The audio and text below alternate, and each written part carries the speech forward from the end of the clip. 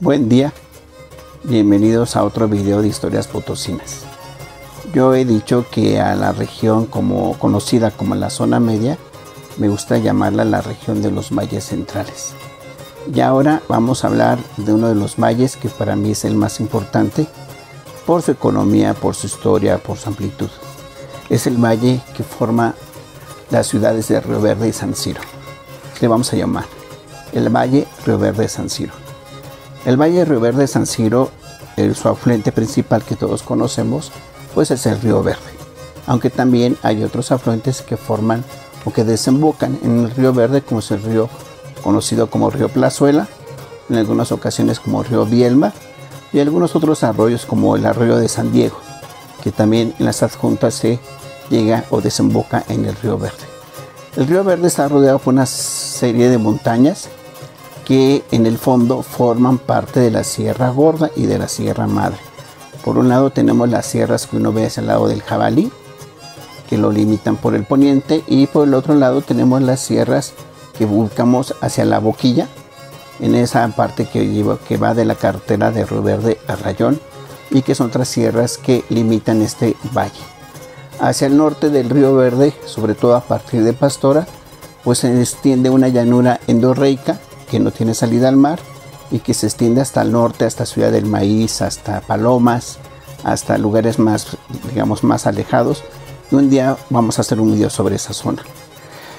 Entonces tenemos este valle un valle intramontano que forma parte y que estábamos rodeado por serranías y sierras que forman parte de la Sierra Madre Oriental.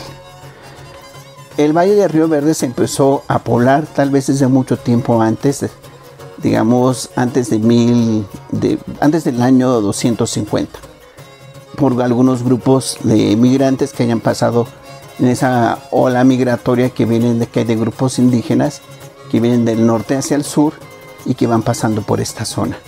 Sin embargo, es importante que a partir del año 250 hacia el año 1000, los arqueólogos como Dominique Michelet, que han hecho trabajos sobre la zona y que ha publicado un libro sobre el Río Verde, y otros arqueólogos más, como Mónica Tess, por ejemplo, Claudia Walsh, que son del centro INA, pues han encontrado que es una zona habitada, por lo menos desde el año 250 hacia el año 1000, 1100 tal vez, y que esta cultura ellos le han llamado la cultura de Río Verde. Cabe aclarar que anteriormente, antes de los años 70, esta región formaba parte de lo que se conocía como Aridoamérica. Sin embargo, a partir de estos descubrimientos arqueológicos en Río Verde y en Guadalcázar y en varios lugares más, se le ha llamado como la norte de Mesoamérica. En un tiempo se le llamó Mesoamérica marginal, pero era un término un poco peyorativo, y ahora en la arqueología se le llama norte de Mesoamérica. Entonces tenemos esta población que hasta el año 1100, 1100, cambia, desaparece, no sabemos si por corrientes migratorias o por crisis ecológica, que se fueron hacia el sur. Esta cultura de Río Verde pues tiene influencias de las zonas de la costa, de la zona de Tajín, de algunas ocasiones se piensa que también de la zona de Tula, y algo que la distingue es el trabajo del cinabrio. Hay minas en Guadalcázar que se procesa el cinabrio como en la Mezclita cerca de Río Verde, y que ese cinabrio permite un comercio con las culturas del centro del país. Para esta cultura tenemos algo que es muy característico de la región, las figuras prehispánicas que se encuentran de unos 10-12 centímetros, que coloquialmente se conocen como las penosas, o a veces por tener las manos cubriendo su cara.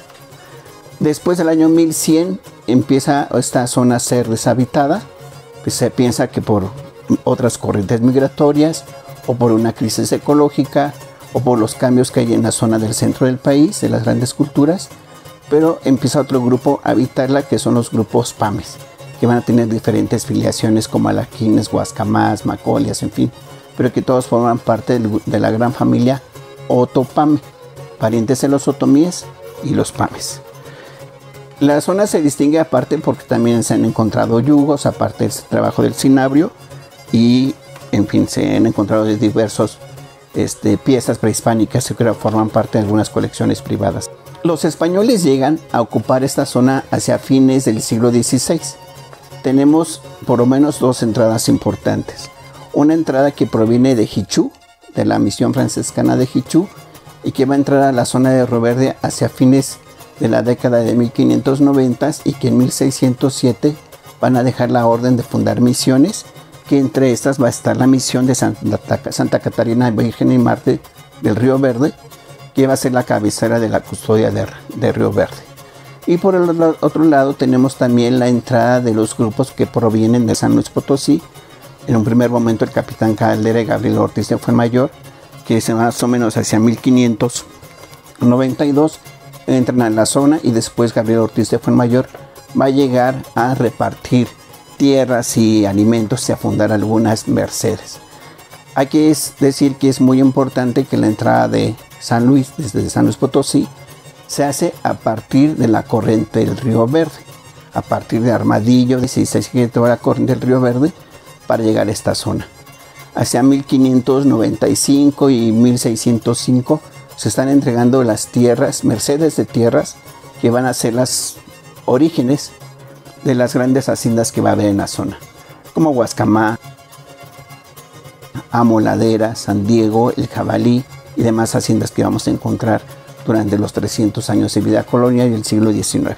Río Verde se funda el 1 de julio de 1617 y voy a leer el texto de la fundación de Río Verde, que es muy breve, que lo encuentran en la colección de obras de don Primo Feliciano y Velázquez.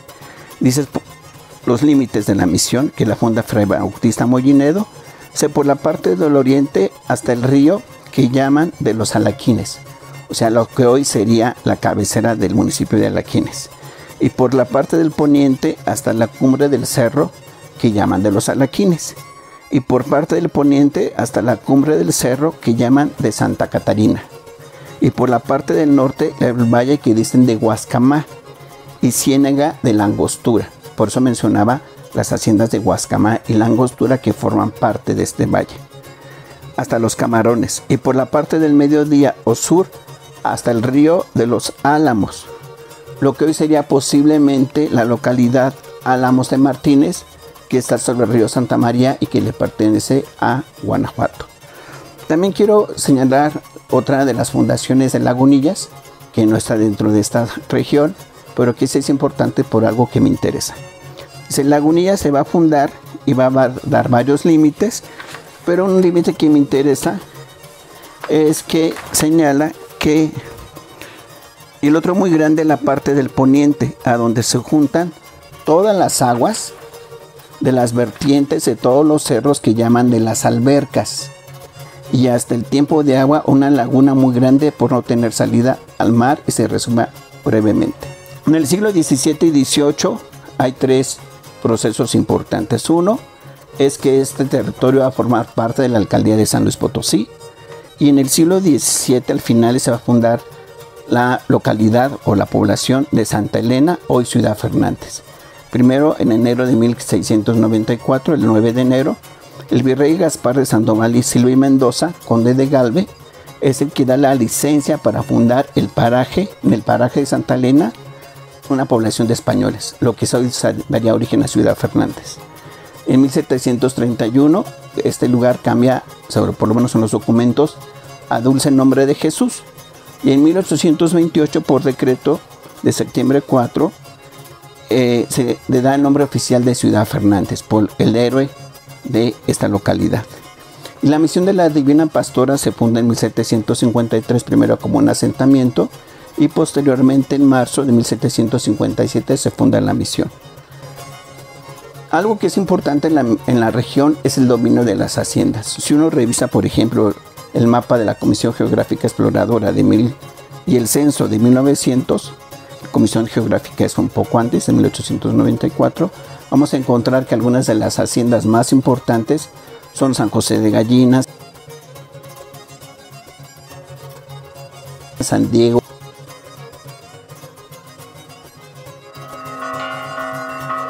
El Jabalí,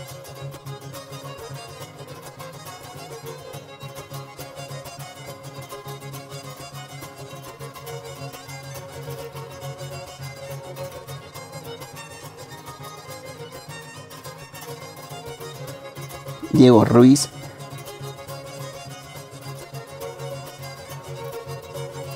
La Boquilla,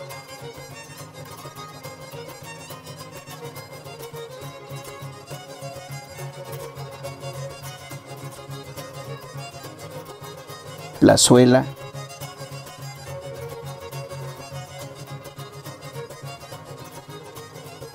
San José del Tapanco,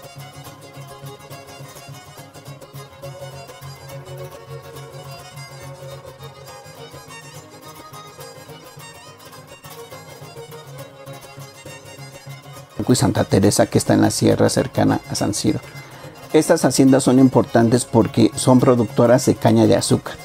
Actualmente en algunas de las haciendas sobreviven algunos chacuacos, que eran los que llevaban a cabo la producción de azúcar y del piloncillo. En el siglo XIX vamos a ver la formación de los municipios a partir de la Constitución y las Cortes de Cádiz, que les da el decreto de formar municipios en aquellos lugares que tengan más de 1000 habitantes. En ese caso vamos a tener a Río Verde, a Ciudad Fernández, a San Siro, la Divina Pastora, y ya entrado muy el siglo XIX, en 1857, el municipio de Villa de Márquez, que hoy sería en Mojarra hacia abajo. Algo también propio del siglo XIX son las rebeliones indígenas campesinas de 1847, como la que se da en la Sierra Gorda, y donde San Siro juega un papel importante porque se va a fundar una colonia militar en San Siro, e incluso se separa San Siro de San Luis Potosí para formar el territorio de la Sierra Gorda, con porciones de Querétaro, de San Luis y de Guanajuato. Y entonces ahí se la importancia de San Siro en esas rebeliones. En el siglo XIX también es sobresaliente el trazado de algunas comunicaciones. Primero, una carretera que bajaba por el puerto de San José y Cerritos y bajaba hasta Río Verde. Después la propuesta que hay de Pablo Verástegui de 1865 de crear un camino, una carretera por la Sierra de Álvarez, por el puerto de La Huerta y bajar a Río Verde. Posteriormente, en 1874, el trazado de la carretera de Río Verde a Jalpan. Y algo que es muy importante, la inauguración del ferrocarril de Río Verde San Bartolo en 1902.